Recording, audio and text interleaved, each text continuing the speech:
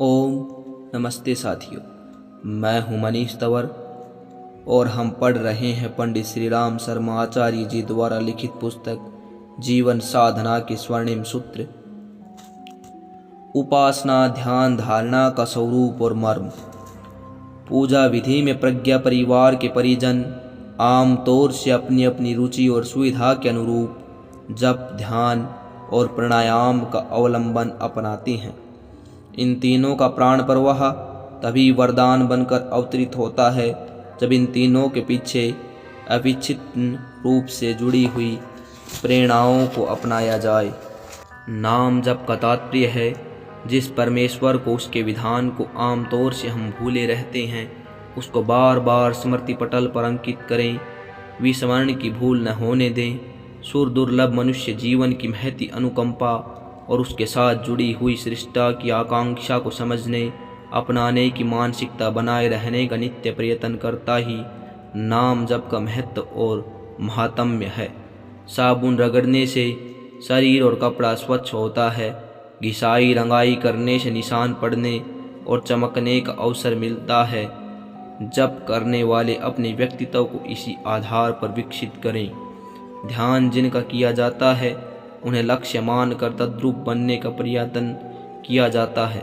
राम कृष्ण शिव आदि की ध्यान धारणा का यही प्रयोजन है कि उस स्तर की महानता से अपने को ओतप्रोत करें। परिजन प्राय गायत्री मंत्र का जप और उदीयमान सूर्य का ध्यान करते हैं।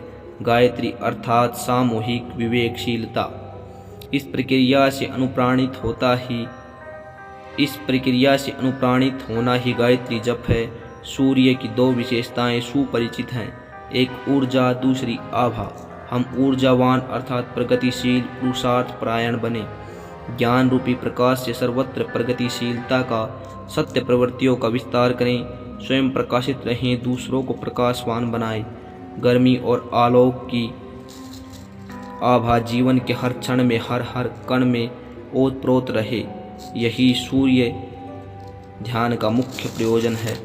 ध्यान के समय शरीर में ओजस, मस्तिष्क में तेजस और अंतःकरण में वर्चस्व की अविच्छिन्न वर्षा जैसी भावना की जाती है। इस प्रक्रिया को मात्र कल्पना जल्पना भर मानकर छोड़ नहीं दिया जाना चाहिए, वरन तदनुरूप अपने आप को विनिर्मित करने का प्रयत्न भी प्राणपण से करना चाहिए। प्राणायाम में नासिका द्वारा ब्रह्मांड व्यापी प्राण तत्व को खींचने, धारण करने और घुसे हुए अशुभ को बाहर फेंकने की भावना की जाती है। संसार में भरा तो भला बुरा सभी कुछ है, पर हम अपने लिए मात्र दिव्यता प्राप्ति को ही उपयुक्त समझें। जो श्रेष्ठ उत्कृष्ट है उसी को पकड़ने और सत्ता में प्रतिष्ठित करने का प्रयत्न करें। नितांत निरीह निर्बल कायर कातर न रहें, वरन ऐसे प्राणवान बने कि अपने में और संपर्क क्षेत्र में प्राण चेतना का उभार विस्तार करते रहने में संलग्न रह सकें। जप ध्यान और प्राणायाम की क्रिया प्रक्रिया साधक बहुत दिनों से अपनाते चले आ रहे हैं।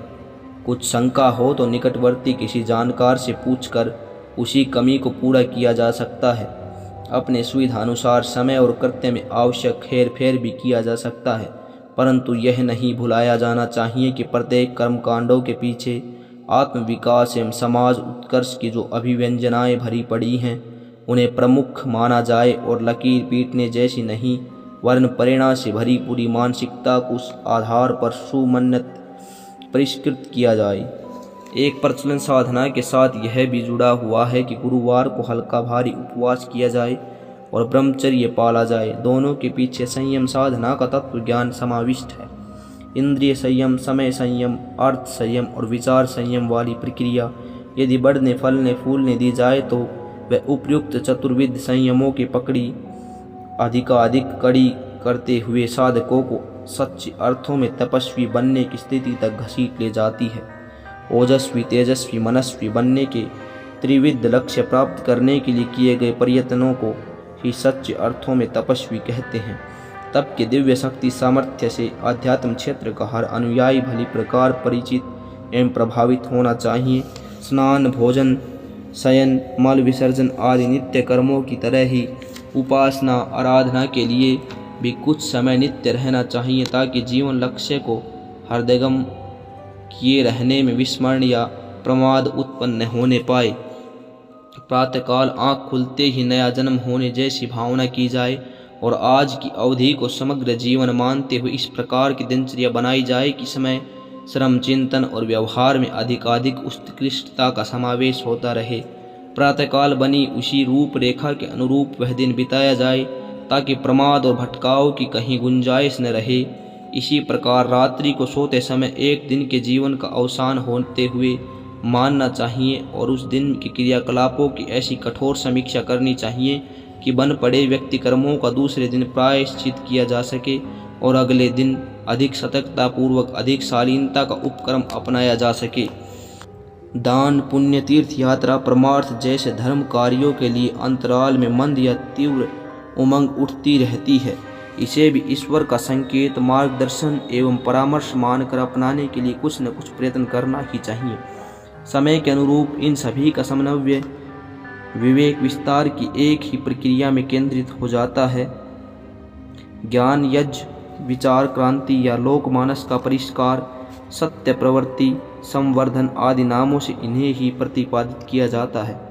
समय की पुकार, विश्वात्मा की गुहार भी इसी को कह सकते हैं। भ्रष्ट चिंतन और दुष्ट आचरण ने ही असंख्य समस्याओं और संकटों के घटाटोप खड़े किए हैं। इन सब का निराकरण मात्र एक ही उपाय उपचार से संभव हो सकता है कि दूरदर्शी विवेकशीलता को जनमानस में उभारने का प्रयत्न किया जाए। चिंतन, चरित्र एवं व्यवहार में उत्कृष्टता का अभिवर्धन अंतःकरण में भाव संवेदना जगाने से ही संभव हो सकता है। यही अपने समय का युग धर्म है। कोई चाहे तो महाकाल की चुनौती अथवा दिव्य सत्ता का भाव भरा आह्वान भी उसे कह सकते हैं। ओम।